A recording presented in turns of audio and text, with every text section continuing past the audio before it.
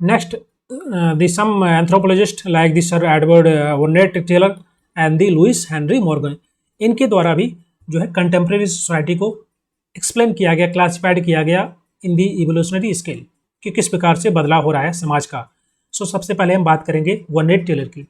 Taylor ने explain किया evolutionary scale पर सोसाइटी को on the form of the religion. इन्होंने बताया कि किस प्रकार से जो है धार्मिक विचार या रिलीजियस आइडियोलॉजी आइडिया जो है इवॉल्व हो रहे हैं। लाइक शुरुआत में इन्होंने बताया कि जो है जो रिलीजियस आइडिया थे that is based on the animalism.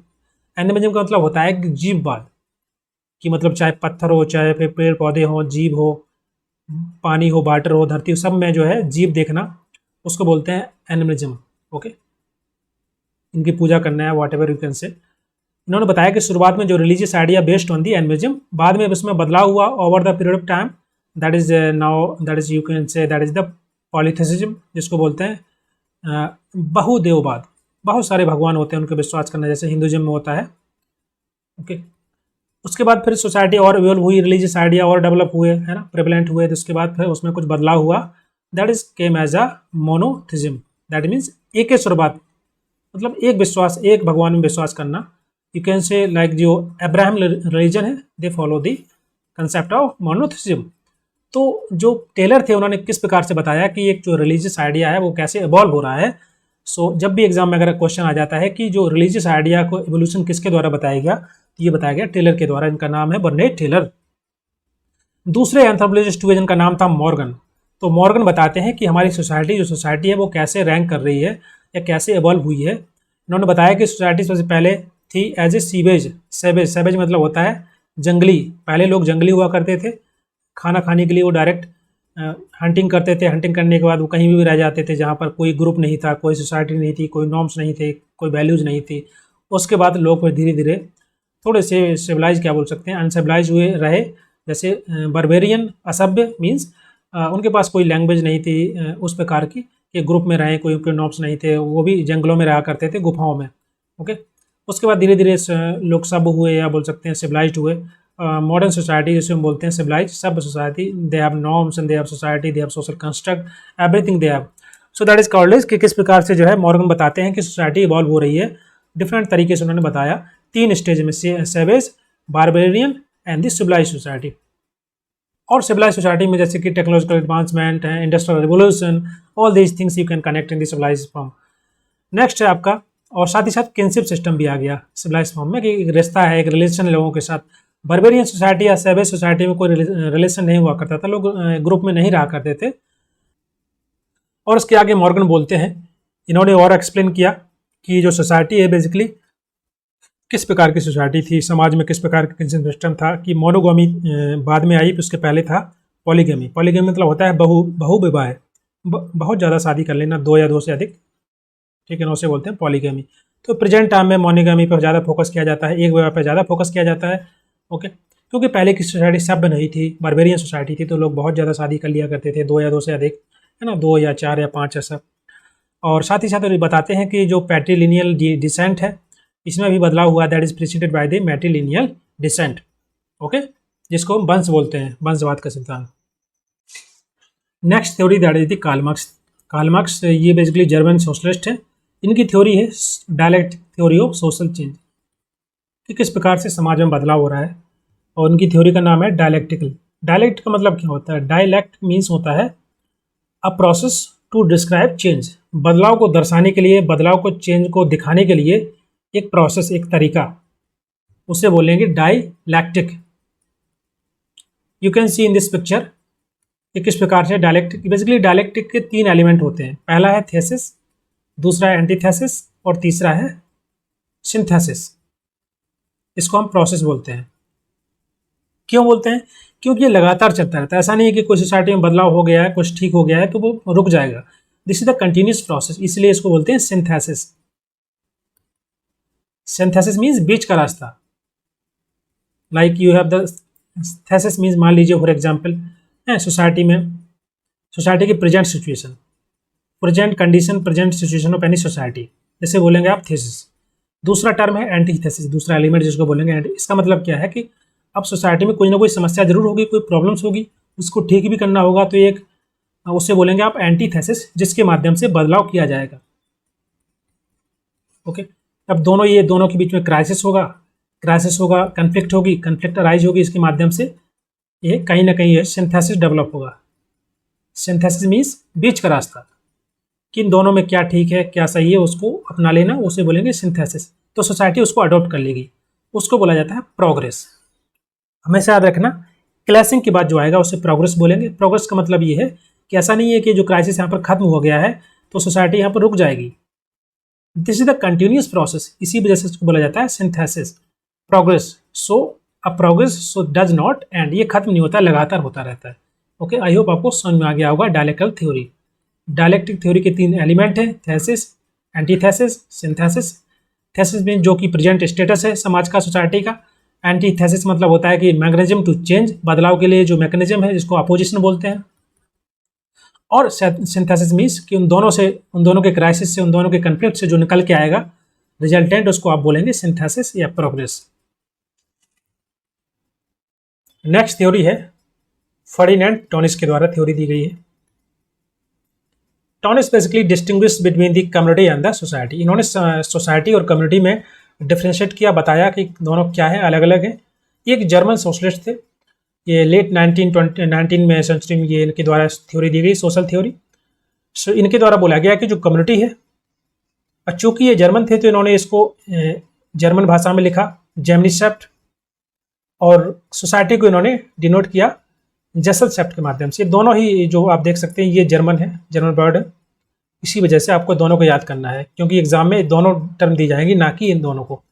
तो इन्होंने बताया कि जो कम्युनिटी है बेसिकली, जिसको इन्होंने जेमनीसेप्ट बोला, in which people were bound together by the common tradition and tie to affection and the solidarity. इसका मतलब क्या है? इसका मतलब है कि कॉमन ट्रेडिशन जैसे कि ब्लेज, रूरल क्षेत्रों में, ग्रामीण क्षेत्रों में जो लोग होते हैं, they are bound by the emotions, they have kind of weak feelings, they have sentiments, okay, they working together, उनके बीच में common traditions होता है, common language है ना, they tie with the affections and the solidarity।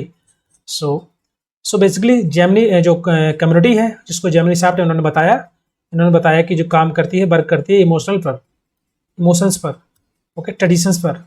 दूसरी इन्होंने बताया society जो है, सोसाइटी बड़ी होती है कम्युनिटी से, बोल सकते हैं community is the part of society, society is a big term, and इसको इन्होंने बताया जेसलसेप्ट। और ये जो है ये that is the social relation which became the contractual और एक रैशनल और नॉन इमोशनल। इसका मतलब है कि जो शहरी क्षेत्रों में, रूरल एरिया, अर्बन एरिया में, शहरी क्षेत्रों में जो लोग रहते हैं उनको पता होगा कि आसपास जो लोग रहते हैं उनको ये पता नहीं होता है कि ये कौन रहता है यहाँ पर, क्या नाम है इसका, क्या है। तो because of people are living together only for the reason, they have kind of some work only, है ना, they have some work relation only, that is based on the rational thinking. इनका कोई इमोशंस कनेक्शन नहीं होता लोगों के साथ, कोई सेंटिमेंट्स नहीं होते, कोई अफेक्शंस नहीं होता है, सॉलिडारिटी नहीं दिखाते हैं, या उनके बीच में कोई फीलिंग्स नहीं होती है आपस में जुड़ने के लिए। They just come together because of some reason, because of some financial और the economical benefits. So that is called as society. Okay, very important exam perspective के लिए, you can mark 4 star. So next है cyclical change. जैसे मैंने बताया कि pattern of changes 3 प्रकार के होते हैं। First one is one directional and this is the second, that is cyclical change. So cyclical change means what? जैसे मैंने अभी डिस्कस किया बहुत सारी इवोल्यूशनरी थ्योरी कि इनकी एक फाइनल स्टेज होती है, that is the first stage, that is the last stage. But in the cyclical change this is the continuous process, इसे आप बोल सकते हैं काल चक्र। ये लगातार चलता रहता है over the period of time, है ना। जैसे कि इकोनॉमी में ग्रोथ है, किसी कंट्री में इकोनॉमी ग्रोथ हुई, उसके बाद डिक्लाइन हुआ, रिसेशन आया, फिर ग्रोथ हुई, फिर रिसेशन आया, तो ये कंटिन्यूस प्रोसेस चलता रहता है, ऐसे बोलते हैं काल चक्र या cyclical changes. So this is the another type of pattern of social change. Okay, so you can see the wave of economic booms and recession in the international scales, okay, like civilization, growth of the civilization, birth of civilization, decline of civilization, these kind of the social as cyclical changes। so एक German philosopher थे, इनका नाम था ऑजवर्ड Spengler. इन्होंने बताया कि किस प्रकार से ग्रेट सिविलाइजेशन पास करती है, passing through the different successive stage like the birth, like the growth, like this decline, and with a complete cycle covering about the thousands of year. काफ़ी लंबे समय तक जो है ये कोई सिविलाइजेशन पास थ्रू होती है इन सभी स्टेजेस से। किसी पहले सिविलाइजेशन का बर्थ होना, शुरुआत होना, उसके बाद ग्रोथ करती है, फ्लरिश करती है और धीरे धीरे डिक्लाइन कर जाती है, जैसे कि माया सिविलाइजेशन है ना। और भी सिविलाइजेशन हुई जैसे कि अनसाट जी एंड दूसरे एक रशियन साइकोलॉजिस्ट हुए जिनका नाम था पीटरिम सोरोकिन। इन्होंने बताया कि ग्रेट सिविलाइजेशन जो है that is always in the endless cycle. Endless cycle मतलब होता है कि ये जो कालचक्र है लगातार चलता रहता है, और ये कालचक्र के इन्होंने 3 स्टेज दिए, कल्चरल सिस्टम बताए। पहला है एडिशनल कल्चर, इसका मतलब है कि शुरुआत में जो है एक सिविलाइजेशन है बिलीव करती है और गाइडेड की जाती है सुपर नेचुरल बिलीफ के माध्यम से, वैल्यू के माध्यम से, जो मैंने पहले आपको बताया था सुपर नेचुरल बिलीफ्स क्या होते हैं। उसके बाद फिर जो सिविलाइजेशन है, जो कल्चर है, वो धीरे धीरे इवॉल्व होगा, एक आइडियलिस्टिक कल्चर में आ जाएगा, जैसे मैंने बताया कि उसमें सुपर नेचुरल बिलीफ भी होंगे, साथ ही साथ रैशनैलिटी भी डेवलप हो जाएगी। लोग थोड़ा सोच करके लॉजिकल माध्यम से चीज़ों को अंडरस्टैंड करेंगे, समझेंगे with the super natural beliefs. तीसरी स्टेज है दैट इज सेंसेट कल्चर की जो सिविलाइजेशन है तीसरे स्टेज में जब आती है, जब उसे बोलते हैं सेंसेट कल्चर, मतलब होता है that is based on the reality, based on the goal of the life with the scientific influence, उसे बोलेंगे सेंसेट कल्चर। तो ये जो 3 कल्चर सिस्टम है जो कि एक एंडलेस साइकिल को दर्शाते हैं किसी भी सिविलाइजेशन में। ओके, इसे बोलते हैं cyclical change. Next theory that is structural functionalist theory.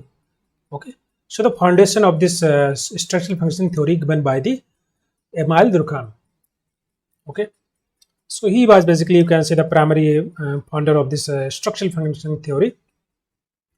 इनके द्वारा बताया गया कि समाज में सोशल चेंज किस प्रकार से होता है, और ये जो अप्रोच है इसे बोलते हैं एक structural functionalist approach, which is they elaborate the social change in this theory. So फंक्शनिस्ट का मतलब क्या होता है, इसको अंडरस्टैंड कीजिए। फंक्शनिस्ट का मतलब होता है कि फंक्शन करना। फंक्शन कौन करेगा, यहाँ पर हम बात कर रहे हैं सोसाइटी की, क्योंकि सोसाइटी ही चेंज हो रही है ना, तो फंक्शन करती है। जैसे हमारी बॉडी होती है, बॉडी के डिफरेंट पार्ट्स होते हैं, हाथ पैर, है ना, तो वो भी फंक्शन करते हैं, तो हमारी बॉडी जो है फंक्शन करती है पूरी की पूरी, जब ये सभी के सभी जो फंक्शन करते हैं। तो इसी प्रकार से हमारी सोसाइटी में जो है बहुत सारे हिस्से होते हैं जिनको हम स्ट्रक्चर बोलते हैं, या बोल सकते हैं इंस्टीट्यूशंस और the structure of a society, ये फंक्शन करते हैं। फंक्शन करेंगे तो सोसाइटी बदलती है लगातार, क्योंकि ये आपस में जुड़े होते हैं। जैसे कि स्ट्रक्चर माने क्या, स्ट्रक्चर मतलब होता है कि जैसे फैमिली है, रिलीजन है, schools, college, health, education system है, लीगल सिस्टम है, इकोनॉमी है, तो ये क्या है, ये स्ट्रक्चर होती है हमारे समाज सोसाइटी का। ओके, इकोनॉमी, एजुकेशन, फैमिली, ये सब जुड़े रहते हैं, तो इससे सोसाइटी स्टेबल रहती है और ये फंक्शन करती है। ओके, फंक्शन करेगी। सो इसमें बोला गया है एमाइल दुर्कheim के द्वारा कि बेसिकली ये आपस में जुड़े हुए हैं, कनेक्टेड हैं और आपस में फंक्शन कर रहे हैं, ताकि जो भी सोसाइटी की नीड्स है पूरी हो जाएं। बट अगर इनमें किसी भी इंस्टीट्यूशंस में, किसी भी स्ट्रक्चर में थोड़ा बहुत बदलाव होता है, if the change happen in one institutions will affect another institution. That means क्या, अगर मान लीजिए एजुकेशन सिस्टम में बदलाव होगा, तो ऑफकोर्स इकोनॉमी में बदलाव होगा, फैमिली स्ट्रक्चर में बदलाव होगा, है ना, और रिचुअल्स जो रोल है रिलीजन का, वो भी धीरे धीरे कम होता जाता है ना। तो कहीं ना कहीं अगर हम बात करें कि अगर जो भी जितने भी स्ट्रक्चर हैं, जितने भी इंस्टीट्यूशंस हैं हमारी सोसाइटी के, उनमें कहीं ना कहीं कुछ बदलाव होता है, तो कहीं ना कहीं पूरी की पूरी सोसाइटी में बदलाव होता है। That is the social change happened in the society. So this explain by the Emile Durkheim in terms of the functional structural theory. कि किस प्रकार से कोई सोसाइटी, कोई हमारा जो स्ट्रक्चर है सोसाइटी का, वो फंक्शन कैसे करता है, और जब फंक्शन करेगा तो ऑफकोर्स उसमें कुछ ना कुछ बदलाव होंगे, कुछ चेंजेस होंगे इंस्टीट्यूशंस के अंदर, तो उससे जो है समाज में बदलाव आता जाता है। सो this is all about the structural functioning theory. Next है कंबाइंड पैटर्न ऑफ चेंज। पहला पढ़ा हम लोगों ने वन डायरेक्शन, दूसरा पढ़ा साइक्लिकल, तीसरा है combined pattern. Combined means what, कि साइक्लिकल होगा, साथ ही साथ वन डायरेक्शन चेंज भी होगा। कभी कभार आपने देखा होगा कि बहुत सारे ऐसे चेंजेस होते हैं जो कि बहुत लंबे समय बाद दिखाई देते हैं, 10 साल, 20 साल, 30 years, 40 years. You can take example of China. Okay, काफ़ी समय हो गया चाइना को आज़ाद हुए, इंडिपेंडेंट हुए, but you can see the growth now. You can C present time में आप देख सकते हैं कि चाइना कितना ज़्यादा विकसित हो गया है ना। पॉवर्टी वहाँ पर एकदम खत्म हो गई है, because of you can see this is the evolution. So when we say short term change, that is cyclical. जैसे कि साइक्लिकल चेंज होता है, शॉर्ट टर्म होता है, मतलब प्रोडक्शन होना, है ना, इंडस्ट्री बढ़ना, इनमें गिरावट आना, बूम आ जाना, अचानक से रेसेशन आ जाना, तो क्या छोटे टर्म पर आप देख सकते हैं, इसे बोलते हैं साइक्लिकल चेंज। और जो पूरा का पूरा एक ग्रोथ है, इकोनॉमिकल ग्रोथ है, जी can see in the China, that is a long term. इसमें 50 ईयर्स 40 ईयर्स लग गए हैं आपको ये इकोनॉमिक विकास को देखने के लिए, काफ़ी समय हो गया है। अब आपको लगता है कि बाकी में चाइना जो है काफ़ी डेवलप हो चुका है। ओके, सो इसे बोलेंगे long term. So long term क्या होता है, वन डायरेक्शन चेंज होता है। So long term change lead to the follow of one direction, जबकि शॉर्ट टर्म चेंज होता है वो साइक्लिकल होता है। जैसे production rate of the industry continue exist to pattern of short term business cycle. Okay, agreeing with the long term economic development, कि industrial development होना है ना, उसमें रिसेशन आना, कहीं ना कहीं बूम कर जाना इकोनॉमी, तो ये साइकिलिकल चेंज हो रहे हैं, लगातार बदलते रहते हैं, छोटे छोटे शॉर्ट टर्म रहते हैं। But over the period of time, after the 10 year 20 year 30 year, you can see the economy of the country, so that is called as one direction change. Okay, so this is called as combine, मतलब इसमें cyclic और one direction दोनों ही बदलाव देखे जाते हैं। Okay, सो यहाँ पर हम लोगों ने डिस्कस किया सोशल चेंज के बारे में, कि किस प्रकार से समाज में बदलाव होता है, कौन कौन से फैक्टर्स हैं, किस प्रकार का पैटर्न होता है चेंजेस का, साइक्लिकल, वन डायरेक्शन, कंबाइंड, है ना, कौन कौन सी थिंकर इनके द्वारा साइक्लिकल सोशल चेंज की थ्योरी दी गई है, उसको आपको अच्छे से पढ़ लेना है, ताकि एग्जाम में आपका कोई भी क्वेश्चन गलत ना हो। Thank you so much for joining this session, joining this class, and please अपने दोस्तों के साथ शेयर कर सकते हैं इस लेक्चर को, ताकि उनको भी इसका बेनिफिट मिल पाए। Thank you so much. In the next class, we will discuss another part of syllabus of our paper 2. Thank you so much.